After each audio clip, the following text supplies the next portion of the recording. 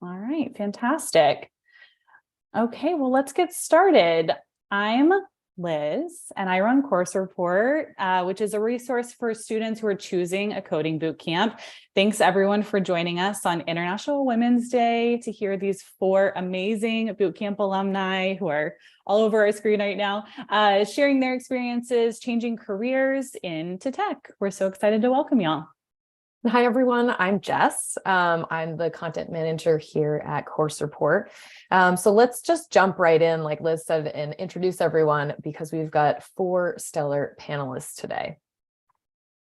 All right, so first we've got Natalie Nunez, who went to Learning Fuse Coding Bootcamp in 2021. And before Learning Fuse, Natalie was working at Panera Bread for 4 years. She did some babysitting on the side. And now Natalie is a software engineer at Health Prize Technologies. Thanks for being here, Natalie. And then Linda Escalante worked in the financial sector before she enrolled at Sabio. And today, Linda is a software engineer at Claim Toolkit. Thanks for being here, Linda. We have Michelle Thorne here today. Michelle spent over a decade in child welfare and social services before she went to General Assembly's UX Design Bootcamp in early 2022. And now Michelle has a new career as a UX writer at SquadFlow. And we'd love to introduce Sadie J. Sadie started with web design courses in 2016, then graduated with a master's specializing in web design and online communication, and returned to Skill Crush in 2021 to sort of refresh and learn front-end focused skills. Sadie is now working as a front-end developer contractor for a federal agency. So welcome, Sadie.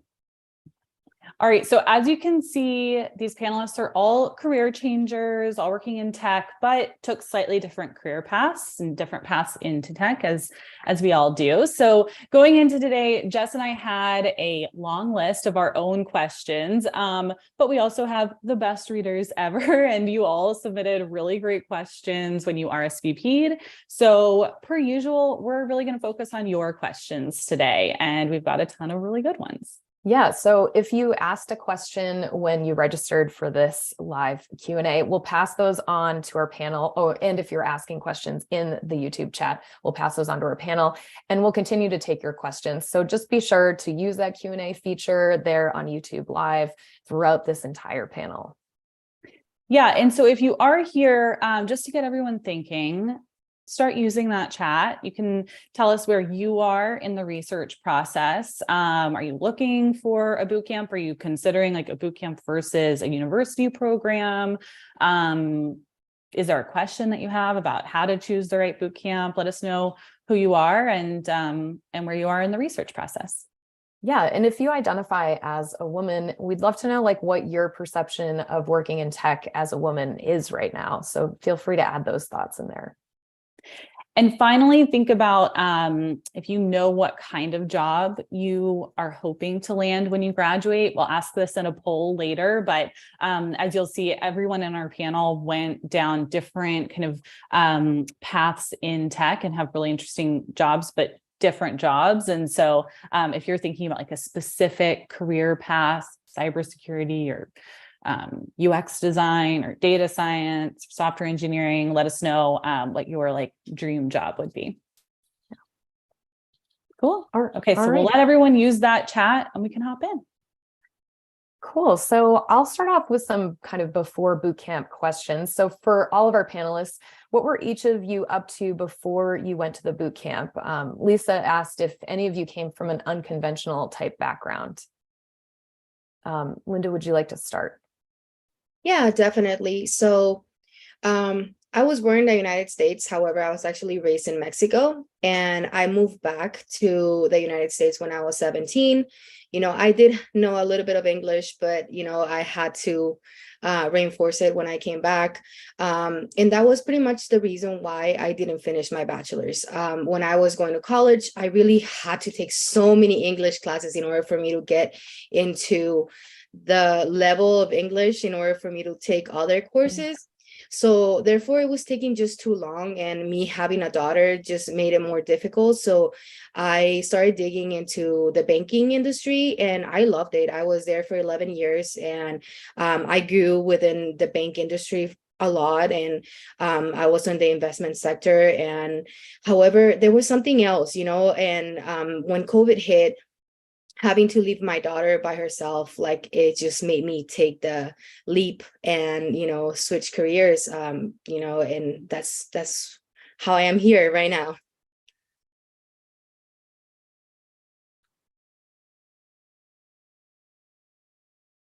I can go. I was in the child welfare sector as a caseworker, doing social work for over a decade. And as you would imagine, like high stress, low pay, but super rewarding. And when I was working for a private agency at the time that I decided, okay, I'm kind of burnt out. I just need a mental break. And with a little bit of a background in graphic design, I thought I'll just check that out. And I ended up in my search finding UX design and finally UX writing. So it was like kind of adjacent to graphic design. And yeah, they were closing down my division. So I was like, I got to do something. So anyway, here I am. And Sadie or Natalie, do you want to jump in? I can go. I was like was mentioned before, I worked at Panera for 4 years. I worked at Panera starting my junior year of high school, so really early on, and it was my first job. And then I was going to community college trying to figure out what I wanted to do, but nothing caught my eye. Like I started nursing, didn't like it, then tried education, like child education, a bunch of different paths that I tried to go down, and nothing stuck with me until the boot camp hit. I had a job with like childcare and everything for a month, and that job had to stop because the pandemic closed everything down. So I started doing babysitting. So I was just around a lot of different things, and a friend kept telling me I should try coding. And that's eventually where I was like, okay, I'll just try it out. I was not interested in it at all. I had no curiosity. I didn't even think I would like it or would be good at it. But then I started self-teaching, and I really just fell in love with it. And that's what led me to joining a boot camp. For me, my answer has two parts. I started with, as the introduction said, I started with the boot camp in 2016. And at that time, I had just graduated with my bachelor's, and I was interested in like design, and I was interested in art. I was drawing. So I started Skill Crush to see like, is web design an option for me? So once I took a couple Skill Crush courses, I figured I could do it, and then that led me to my master's program. But after I graduated, and I should go back, during my master's program, I learned web design and front-end development skills. I was still taking some Skill Crush courses while I was in my program just to like supplement what I was learning. But I graduated and then shifted gears completely. I didn't do anything tech related. I didn't even want to think about tech. I was so burnt out on it. I did yoga, I did travel, did some writing until 2021. Then I restarted my Skill Crush journey for the second time with their front-end dev intensive. That's cool. So you started with Skill Crush and then you kind of came back to Skill Crush. That's Yeah, awesome. I did. Yeah. Fantastic. And I bet Skill Crush actually changed a lot in those 5 or so years too. So that's really interesting. And Natalie, what was your perception of working in tech as a woman before you went to Learning Fuse? And I'm curious, now that you are actually working in the industry, like, do you think that perception was accurate?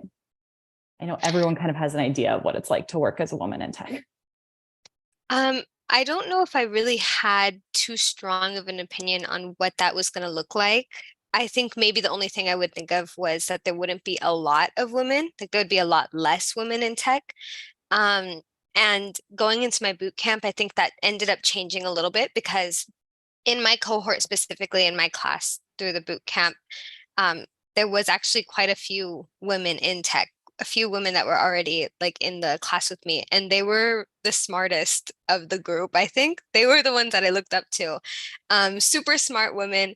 And I think because of that, that kind of changed my perspective of like, oh, I guess, this is becoming something more normal than what I would have thought it would have been in the past. Working in my company now, it is different. I'm the only woman on the team, but it's also a really small team. So I'm also the only front end engineer. So I don't think it's necessarily a matter of not enough women. I just think my company personally is smaller. But I'm sure that in many other countries, companies, not countries, a lot of companies, I'm sure see that, that there are a lot less women in tech. But I think it's changing, just from what I've seen in the boot camps. Did anyone else start a boot camp thinking like, am I getting into an industry that isn't going to look like me? So I did. My sister, she's a senior engineer, and she did tell me a lot of stories about like unfairness because, of being a woman. However, I try to switch that perspective. I try to see it as a positive thing, as if I can come in and make a difference, in the companies. And I mean, Savio, the CEO, is a woman. This is a husband and wife company. So Liliana, she's awesome, and she's like very involved with the community, and she makes it very aware that instead of like us thinking, in negatively about it, is like, how can we come and create diversity in a job, and with my first opportunity that I had for with the industry, because I just landed the job with Claim Toolkit, but previously, actually the company, there was like in the back end, there was 3 women on my team, and the director of engineering was a woman. So it was like girl power, and with this company, it's a smaller company. I am the only woman on the team, but there's only 3 of us. So honestly, it's great, but I feel that definitely Liana being involved helped out a lot to change that perspective of mine. And I'm curious we got this question a lot about age. Sethi Bella asked, is a coding bootcamp worth it for the older generation? Darcy asked, how old is too old? And then Doris and Dee both said, I'm in my 40s. Are you ever too old to switch into technology, specifically learning how to code? I hate to think that 40s is too old to learn how to code, because it's not. But anyways, Michelle, do you want to take this question? Any thoughts there? Yeah, absolutely. So I was 44 when I went into boot camp, and I was not the oldest in my boot camp, but I was one of the older people. But I think for me, it was an advantage. I know myself, I'm not screwing around, I'm ready to go, not that young people can't be, but for me, it took me into my 40s till I was ready. So I don't think it's ever too late. And there was never any like discrimination or negativity, like, oh, you're not hip to like, tech because you're so old or whatever. And like, whether it's been like in the workforce or in the boot camp, I've always been really supported, and I've never felt like I'm too old to do this. I think honestly, my 40s is like, it's the new 20s, right? I mean, like I'm hitting my stride right now. So I say go for it. Absolutely. And I'll just say, like, from our perspective, we have a lot of research around who attends boot camps, and in general, like the average boot camper is about 31, 32 years old. So it's really not that right out of high school, right out of college, 20-year-old that's doing coding boot camps and being successful afterwards. Also, boot camps are about 36 to 40% women. So it sounds like that was kind of the experience that a lot of people saw in a boot camp, even if once you graduate, like then you're in the real world, and things can look different for a lot of different reasons. But okay, that's awesome. That's fantastic. Well, let's move on to kind of your experience like during the boot camp and why each of you chose the boot camp you went to.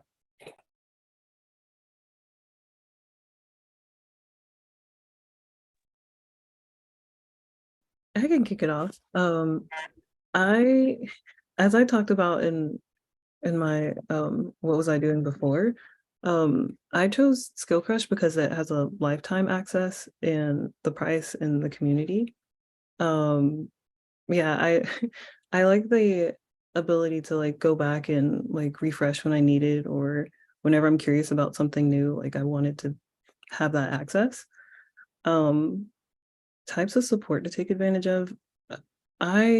You're gonna hear me say this like repeatedly, but take advantage of your community.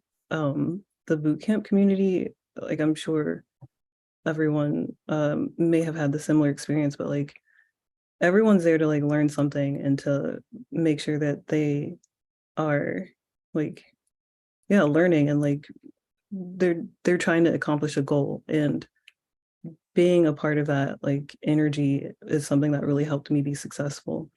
So yeah, I say that and you'll hear me repeat that. And specifically, I would say like their office hours at Skill Crush. There's a vibrant Slack community. You can get questions, answers, and get unblocked. And as a developer, like that's what I'm constantly doing. I'm reaching out to people and being like, hey, I need help. And like it's not something to be ashamed of, but like it's definitely good to get that practice while you're learning, because you're going to be constantly doing that. And Sadie, you mentioned price and Skill Crush. I think of the boot camps here or graduates here, Skill Crush is probably on the lower end on tuition cost, right? Do you remember around how much it cost? I want to say for the most recent purchase I made for the front end intensive, which also included like job search coaching and like a job guarantee, I want to say, I can't remember off the top of my head, I want to say around 2,000. Okay, cool. I think that sounds that kind of checks out. Okay, so really taking advantage of that of your actual cohort mates and the community around you. I think that's a great point. And Michelle, why did you choose General Assembly? And you went to the UX design boot camp, intensive, right? yeah. Yep. I went to the UX design intensive. I chose General Assembly off of word of mouth. I knew a girl who went, and so I did a lot of research and I was really interested in them. And one of the things that I think General Assembly is super strong in is diversity. And I know we're going to talk a little bit more about instructors being women later, but all of my instructors were women except for one. And there was a lot of like acceptance for who you are and how you identify and what you're wanting to do. And so having the word of mouth, having my friends say, yeah, they're legit, I learned a ton, I got a job right out of boot camp, was kind of what pushed me over the edge. The other thing I'll say is that it's probably one of the more expensive ones, but they have like different options for how to pay. And I needed that. So I utilized that to my advantage. Cool. And Linda, why did you choose Sabio? So in my case, I had a family member that actually joined Sabio prior to me. And I heard that Sabio had a Women's in Tech scholarship at the time. Well, they actually still have it. And I mean, also Sabio is a full stack. So I came out with a full stack. And I honestly, like, after I saw like the program and how they did it, because the person that went into the cohort, like they actually showed me, and I was able to see how the program worked and everything, how the community is, and that just sold me, in my case, they did have like ways of payment, and that you don't pay until you actually land a job, and there was just so many of like good things that like how is it a course gonna just let you join without you having to pay until you land a job? Like that tells you that it's something that it's something that it's very secure, that you're actually going to be learning enough for you to come out and land a job, and then you start paying them back, you know? So that those are just few of the things that made me decide for SOP. That's awesome. And we'll put a link to that Women in Tech scholarship too when we publish this video and the blog post. And Natalie, how about you? Why did you choose Learning Fuse? One of my friends was currently enrolled in Learning Fuse, and he was so excited about it. Like, he was every single day showing me his code, every single day telling me to do coding, to join the program. So I started to do my own research, and I couldn't find any negative comments about this boot camp, which to me sometimes is a red flag. Sometimes I'm like, I don't know if I trust that, you know, like everyone says something good about it. So I went to check for myself, and I joined a prep course, and instantly the first thing I noticed is how passionate the instructors were. It was contagious. Like, it was that amazing just seeing how much they themselves loved code and how much they loved teaching code. So that to me was a huge thing. Like, I felt really excited about joining the program. So that was a big thing for me, joining the prep course, seeing what the setup was going to be like, hearing what the instructors wanted from us. And I think for anyone else that is planning on looking into Learning Fuse or any of these boot camps, I would definitely suggest taking advantage of the instructors and asking your questions. That was something I sometimes struggled with in the boot camp, was asking questions because I was embarrassed that I would look dumb. But I think you end up looking more dumb when you wait. I waited a lot. I waited a long time to get answers. And then mistakes happen. You sit there like twiddling your thumbs for too long. So I would say definitely take advantage of, the people who are paid to teach you, ask them their questions, and then also take advantage of career services. My Learning Fuse specifically has an amazing career service program, and they help you even years after you have already gone through the program. So those would be my pieces of advice. That's very good advice. I love that you started with a prep program first, because that's a great way to understand if the teaching style is going to match your learning style, and kind of low risk way to get involved with the boot camp. And then did everybody do their class online? Did anyone do it in person? Okay, cool. And then Mani Kandan asked on YouTube Live, do all of the boot camps that y'all went to offer job placement assistance? And it sounds like, I'm pretty sure the answer is yes. Learning Fuse, it sounds like, Natalie, you got great job assistance. Michelle, you mentioned that. Sabio does as well. And Sadie, Skill Crush has a job assistance with the program that you chose. Okay, cool. Lovely. Well, Yeah. So we had also a lot of questions about mentorship. So I'm going to kick off these sort of mentor questions with one from Claudia. Claudia asks our panelists, did you go through this journey on your own, or did you have a mentor? And what are some resources for finding a mentor? So I'm going to kick this question over first to Sadie. Yeah, that's a great question. I'll say, while I was job searching and at the beginning, I didn't have a mentor. And I can't like point to a single person that I would say that like, oh, like we have a mentor-mentee relationship. But again, like, here's I'm going to repeat it, but I had, and I still do, I have a very robust community of developers, and I'm constantly leaning on them. I go to them when I have knowledge gaps, or when I need to get unstuck, or if I want to celebrate or even commiserate. So I would say, if you don't have your community just yet, a resource that I see popping up often is ADP List. They are free. Like, I don't believe you have to pay for anything. You can create an account and connect with people that are more experienced in the field that you're interested in going into, or even just to like chat and see what they're doing. Let's see, what else would I say? I'm looking at ADP lists now. We'll put a link to that. That's awesome. Yeah, it sounds like Yeah, a great Really cool. resource. definitely. I would say once I got into my boot camp, and I started talking to other people in my cohort and even the teachers, that's where I became aware of other communities that I'm most active in now. Another resource would be even LinkedIn, just to find other people that are working in a similar sector or similar field that you have interested in, that you have an interest in, and connecting with them and asking, do you have space to mentor me? Or even just asking like an informational interview and building a relationship. Awesome. I thank you so much for sharing those resources with us.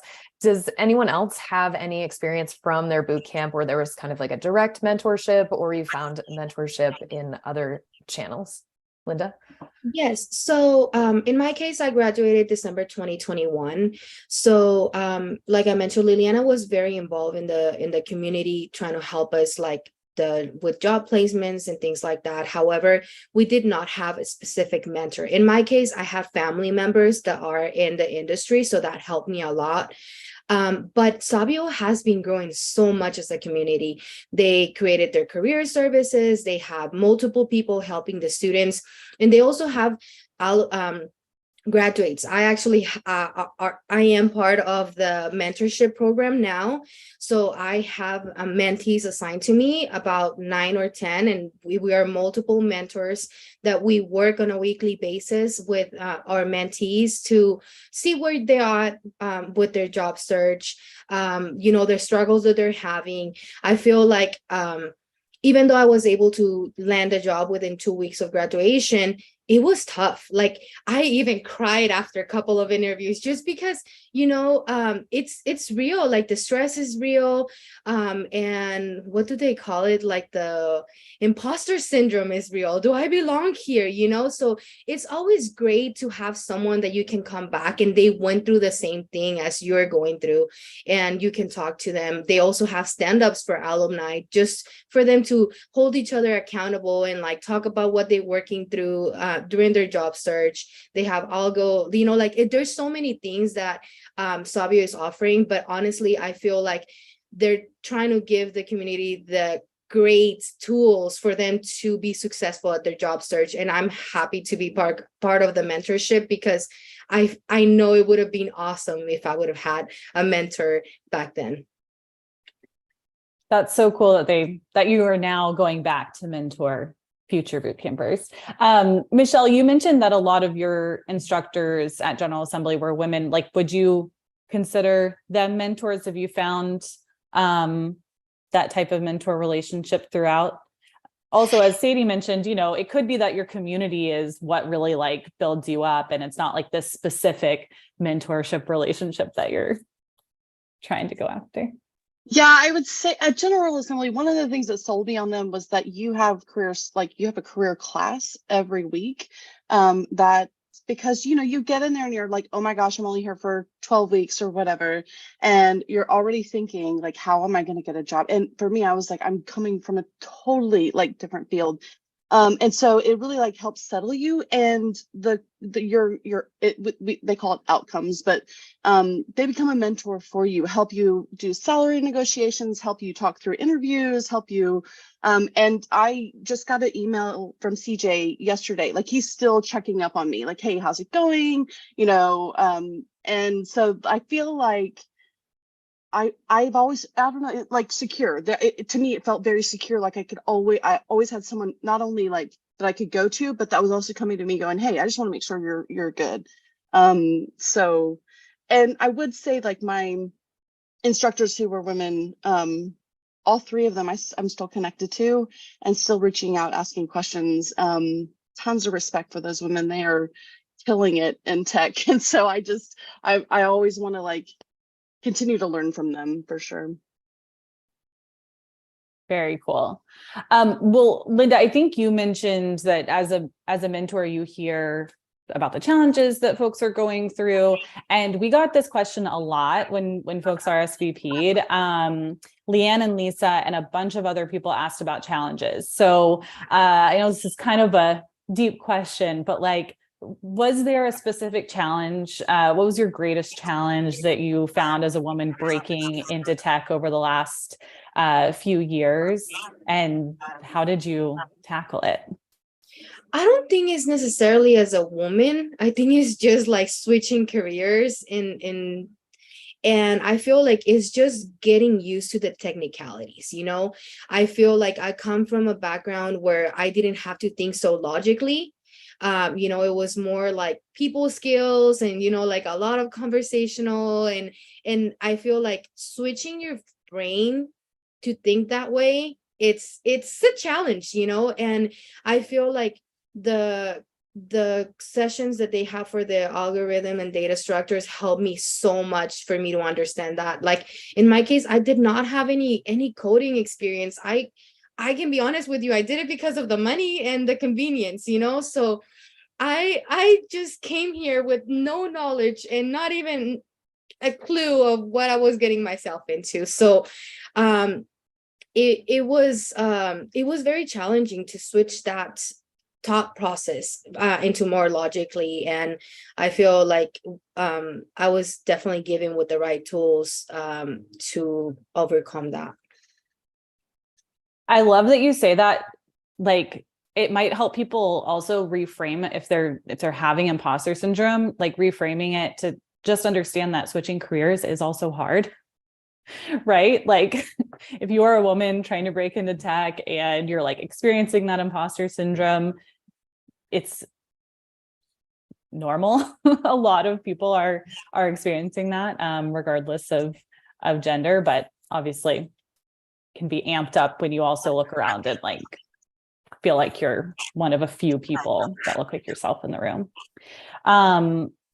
Anyone else want to talk about the challenges that they saw as they made this career change? I can add on to that. Honestly, some challenges, I guess, would be I did hear a lot of negative comments as I was planning to go into the boot camp after getting my job. I heard things like, that doesn't fit you. That's not your style. You're going to hate sitting at a desk. You're going to, like, you should be out doing things, just different things that people were telling me should be my path. And then even after getting hired, getting my job at my company right now, I was told that I was hired because I am a woman, and like, oh, maybe they hired you because, oh, you're pretty and they wanted a girl on the team, something like that. And those comments are, of course, really negative to anybody who is, first of all, yes, career changing, or just in general, like hearing things like that is really negative. But for me, I think the biggest challenge was actually the things that I told myself, which was doubting my capabilities. So overcoming my own thoughts of what I thought I could do. So a lot of people could say different things, and that does have an impact on you. But I think the way that you speak to yourself and the way that the way you view yourself is going to make or break you. And once I was able to kind of change that mindset of, I'm here, I'm capable, and like I've proven to myself up till now that I can do it, then there's no reason that I shouldn't be here, I guess. So I think that was one of the biggest challenges for me.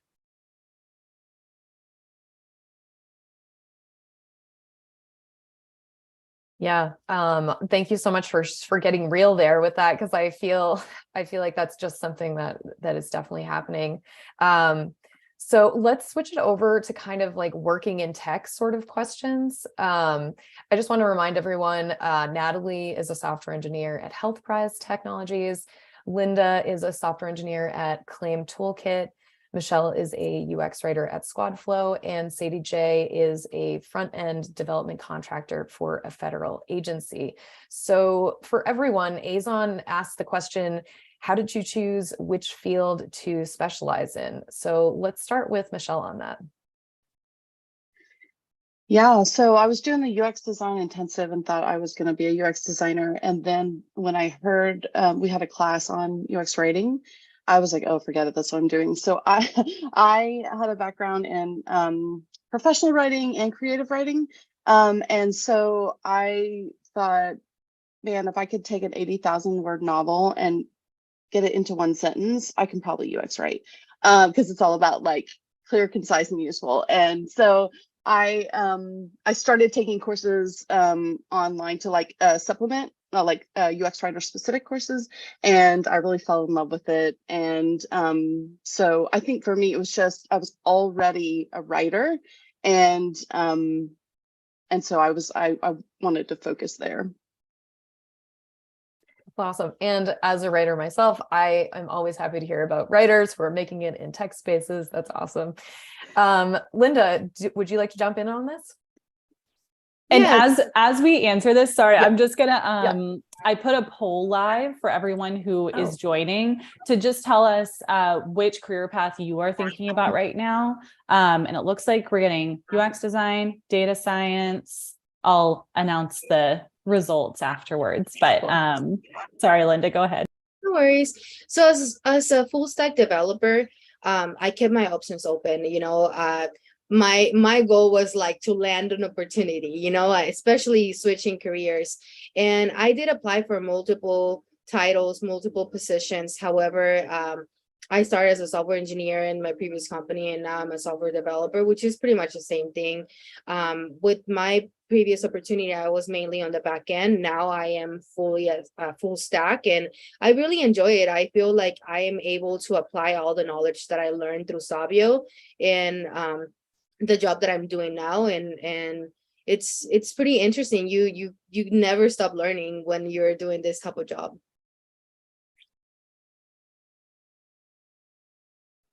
Sadie, how did you wind up in front end? Yeah. Similar to Michelle, actually. I started with the web design courses, and it was cool. Like I was having fun. Like Photoshop was cool. But once I started doing development and like having that like design already made out and like trying to like translate to code, felt like, oh yeah, like it felt more like me. Like it. So yeah, I'll say that's why I'm here. But I'm always curious about other like paths in tech, and like there's so much that you can do, and yeah, so I don't know if like this is like where I will always be, but yeah. And Natalie, you're also in front end. Is that a place that you see yourself in sort of in the long term, or is it where you're kind of starting at? At Learning Fuse, they also taught full stack. So I was taught front end, back end, and everything with databases and all that stuff. But my company that reached out to me when I graduated had a role for front end. So for the past almost 2 years, I've been mainly focused on front end, and I love it. I really love front end because I like to be able to see a design, kind of how Sadie was mentioning, seeing a design and then translating that into code. It's really fun for me. But starting this year, I was able to start diving into back end again. So I'm getting a refresh of everything I learned at Learning Fuse again. And I think I'm also just really curious to dive into more like new technologies, new paths, and see, what's in store. So for right now, it's mainly front end, diving into the back end a little bit more, but we'll see. I think this is what we hear with a lot of boot camps is that you're going to learn, even if it's something as specific as, you choose to go to a UX design boot camp, even within UX design, like you're going to learn a lot about, you're going to learn a little bit about a lot, and then you're going to decide like where you want to specialize and continue learning and growing, in your career. So everything that y'all said, I think is very typical of a coding boot camper who gets a lot of information and then kind of decides on their their specific career path. Really cool. Jennifer asked how long it took for everyone to get their first job offer after they graduated from a boot camp. And am I right? Did everybody pretty much take the boot camp and like go through the job search during the last 3 years? During COVID years. Okay. So how long did it take to actually get a job in this somewhat tumultuous job market? I'll go ahead and take that one. So for me, like I mentioned earlier, it did take about 2 weeks after graduation. However, we started applying for jobs 2 weeks prior to graduation. So I would say about a month. I did take this job search very serious. I applied for over like 1,300 jobs. I made LinkedIn Friend. my friend. Like, honestly, I'm guilty of spending so much time in social media. So I deleted social media. I got rid of Instagram and everything, and I made Instagram. I mean, not Instagram, but like LinkedIn. I would like just scroll, apply for jobs. That was like my go-to. So yeah, I applied for over 1,300 jobs. I had multiple interviews, and within 2 weeks of graduation, I landed my first opportunity. That is some serious hustle, Linda. Wow, 1,300 jobs. That's a lot. Natalie, do you want to jump in on this? For me, I actually, my path was a little bit different in the sense that I actually didn't get to dive into that job search just yet because I was still making some kind of like portfolio. I was cleaning things up when I got an email within a week after graduating of someone asking if I wanted to do an interview. And I remember thinking like, this is totally a scam. And I talked to my career services and I was like, there's no way anyone would want me. Like I just got out of this boot camp. I didn't even apply to them. But the person in career services, she checked and she was like, no, it's legit. Go ahead and do the interviews. And I got my job. I was hired within a couple weeks also with the boot camp or from graduating the boot camp. Okay, Sadie, Yeah, Michelle. Yeah, Michelle. Yeah. Oh, sorry. I was just going to say, so right out of boot camp, I decided to be a TA at GA. So just a teaching assistant. And that allowed me to go back through the UX DI, the 3 months, and hear all the information again. I was being paid more than I was in social work. So I was already getting a raise in tech, even though I wasn't even like in the job force yet. And so I did that. And once I completed that 3 months, I was like, Linda, I was like, okay, LinkedIn and I were buds right now. And I applied to, I think it was about 100 jobs, all UX writing for me. And I got offered a job at PayPal 3 weeks after I started the job search. So Incredible. Yeah, awesome. For me, I started the job searching portion with School Crush on February 1st. I made sure I was like, okay, I'm starting right on the first of the month so I can track. It was February 1st, 2022, and right around April 1st, maybe a couple weeks within April, I got my offer for where I am now. It took me just around 250, 275 job applications. And yeah, it was a ride.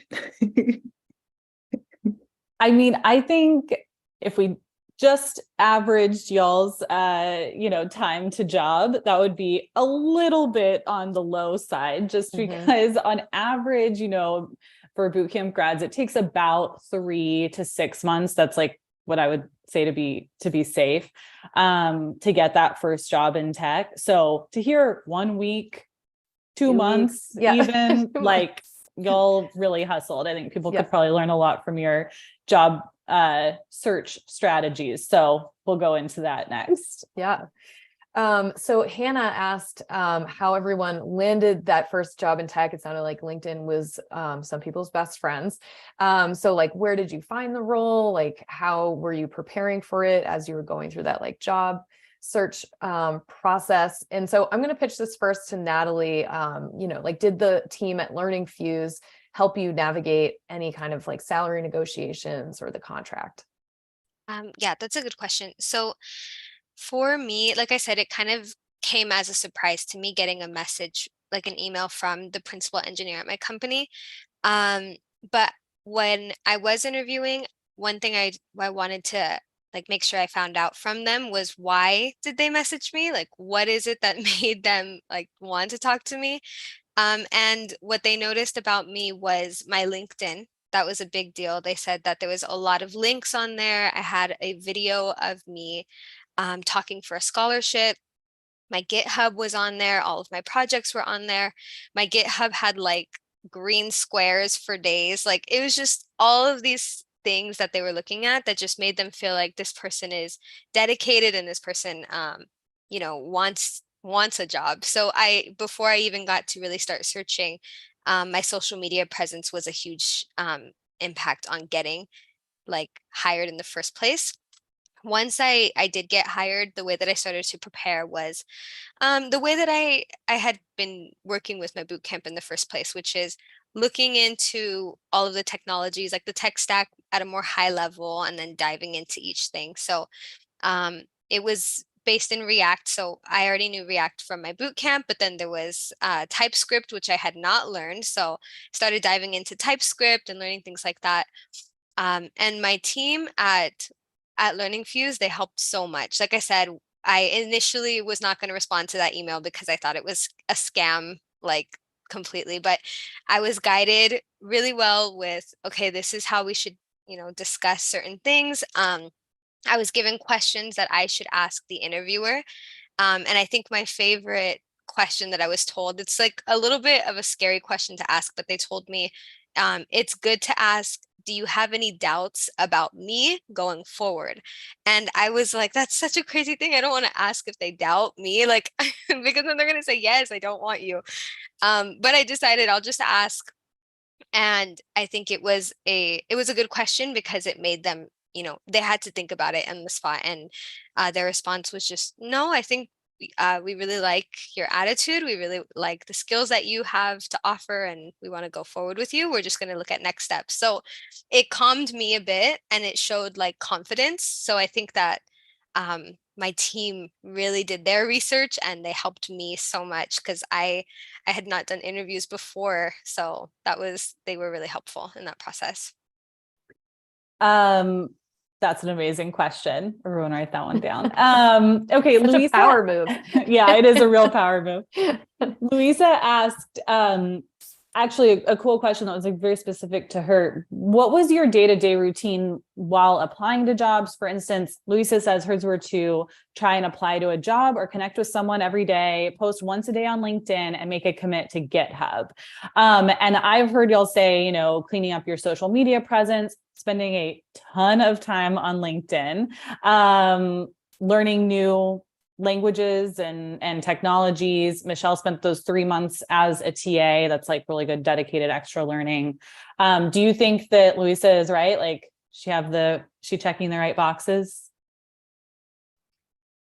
Yeah, and another thing that I did, it's for the tech part, going over my technical questions. One of the things that I work for me is I wrote them down, and then after writing them down in my own words, I actually recorded myself saying the questions, and I would listen to it throughout the day just to make sure that I was fresh with the information, because in reality, like knowing three technical questions about 3 different languages, it's a lot, you know, it's overwhelming, especially when you're learning in a short period of time.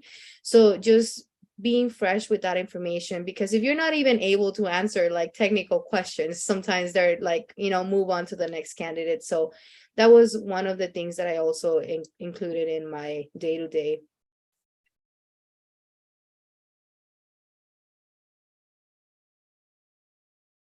Sorry, I was muted. Okay. All right, fantastic. So actually, I would love to know the answer to this one. Sadie, Cynthia asked, how was the reality of job searching for your first tech job different than what you expected? So did you expect something out of the job search, and how did that kind of compare? Yeah, for sure. Yes. While I was still doing the skills portion of Skill Crush, I was asking other alums that were doing the job searching portion, like what were their experiences and how was it for them? And every single one said like, oh, it's so hard, and like it like beats you down and all this, that, and the third. And I was like, okay, yeah, okay. Now I know it won't be that hard. But it was hard. Like it's hard emotionally, and like going through the rejections, like I was already aware that I was going to be rejected, because like that's just how it goes. But I didn't anticipate like how emotionally draining it would be to get like a constant stream of rejections. And like I didn't know, honestly, like if I wasn't aware and like didn't have that community, like I probably would have like dropped out. I probably wouldn't have made it, to be honest. But especially with the job searching coaching, like I was able to reframe rejections as like feedback, and like that also helped like bolster my like will to like keep going. And yeah, yeah, yeah. That's a good tip, kind of that mindset of reframing rejection as feedback. Because truly, searching for a new job in a new, in a new job market, different type of job market for sure than any of us are used to. And in a new field, like that rejection is maybe unavoidable. But hopefully we don't have to do it too often. And also, I wonder, have any of you gotten second jobs after you graduated? Is anyone on their second job? I am.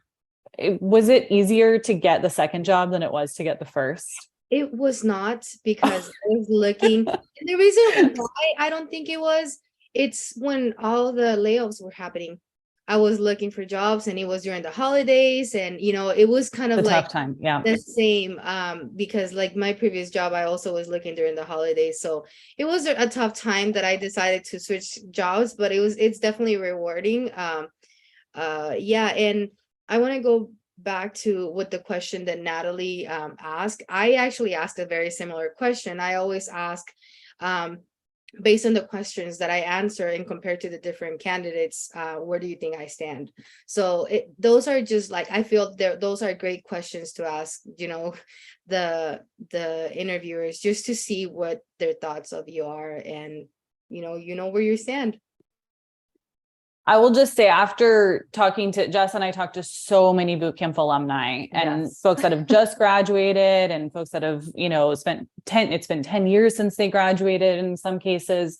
And this is a really interesting time right now, but in general, it's like getting that second, third, fourth job and those next promotions just get easier and easier, and are usually someone recruiting you as opposed to going through that same process again. So I do want to say, yeah. I did ended up getting 2 offers, and I ended up making 40,000 more than what I was making before. So it did pay off, That's good. but it was a little, We'll take it. little hard.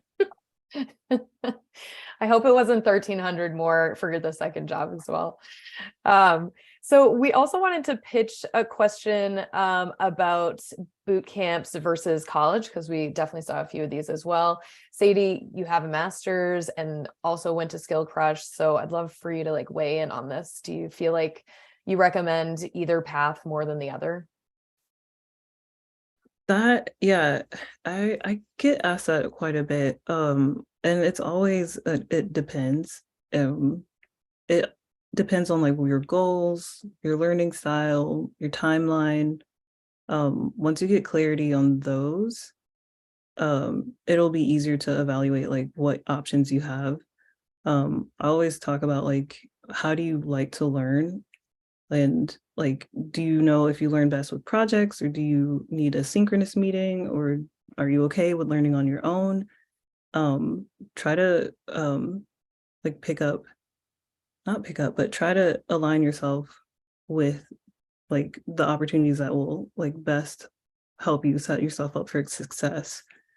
Yeah, so yeah, it depends. Like that's the best I could say for that.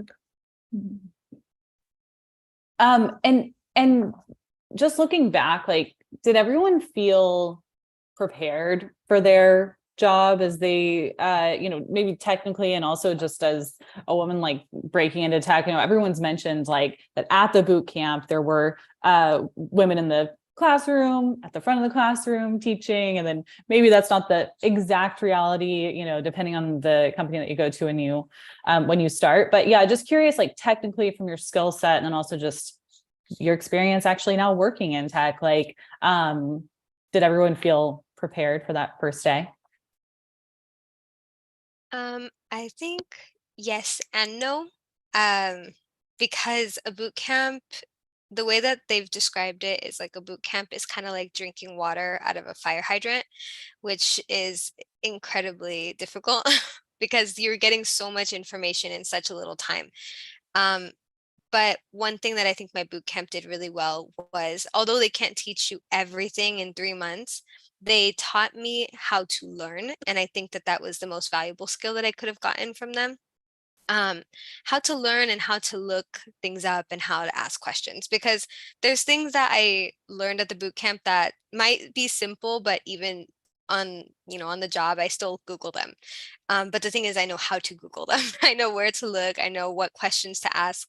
And I think they gave everyone there like a learning mindset, because in tech, that's exactly what you're going to be doing for the rest of your life. As long as you're in tech, you're constantly learning. It's not something that you just master one day. So I think that in that sense, I felt prepared that there wasn't anything I couldn't take on. But at the same time, of course, the imposter syndrome comes in and you think, the code base is huge. I don't know what I'm reading. I can't understand this. But again, they taught me confidence to know that I know how to learn. And that was good enough for me, I think, on the first day. And Michelle, I saw that you wanted to jump in on this one as well. What are your thoughts? Yeah, I mean, I think GA for me, I felt super prepared. No, I'm not doing coding. UX design, as far as UX design and UX writing, I felt super prepared. I never had a moment where I was like, I have no idea what they're talking about. I had it, and then the longer I was there, right, at getting into my job, the more confident I felt, and was like, okay, not only have I almost tripled my income from social work, but I know exactly what I'm talking about. And there was no one who was like, oh, did you go to boot camp? Like it was like, do I have the chops or not? And I really came out of GA with the chops, so I felt really prepared. Yeah, just knowing all of the lingo, the jargon, not feeling like everything is over your head on the first day. That can be like a huge a huge leg up in where you start. Well, okay, y'all, we've got about 1 minute left. I feel like you've all given amazing advice throughout this. We're going to go through as we transcribe it and make an infographic with like all of this good advice. Is there anything that you wish that you could have said that you didn't get to say? Any final advice for someone that's considering this career path, but maybe doesn't see themselves in tech already?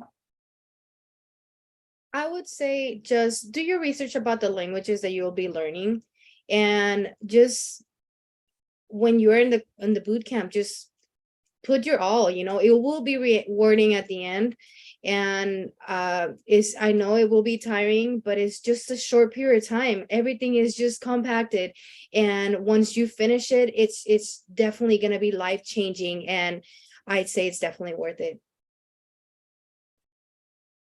Yeah, I for sure echo that. I also, one of the things I tell people when they ask me about boot camp is I'm like, look, my UX design certificate is just the cherry on top, because what I'm bringing to this company is all of my background. It's diversity. It's my strength in empathy. It's my strength in interviewing and perspective taking and all that. And this is coming from the UX design standpoint. But I mean, I'm bringing the full weight of who I am, and I've got a UX design certificate and I know Figma. So bam. So you guys are so much more than just what the boot camp is going to give you. Yes, I'd love to add on to that.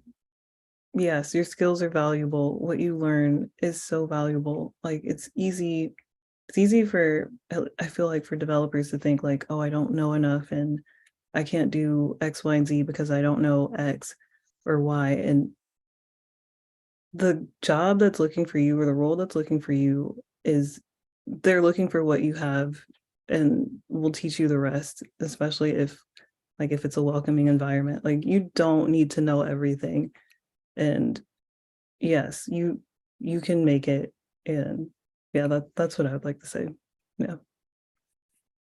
And going off of that too, I guess I'd like to say this was like a really big important piece of advice that I was given, which is if you're the smartest person in the room, then you're in the wrong room. That really touched me because I always felt like I needed to be the best, the smartest, the fastest, whatever. But when you're going into tech, you're not going to be the smartest person, and that's okay. If in fact, it's better. It's the best thing that you can do because you have so much room to grow. Just remember that you do deserve to be there. Doesn't matter your background, doesn't matter who you are. Everybody in this call comes from different backgrounds, and we're all very different people, but we all were able to break into tech. So you do deserve to be where you're at.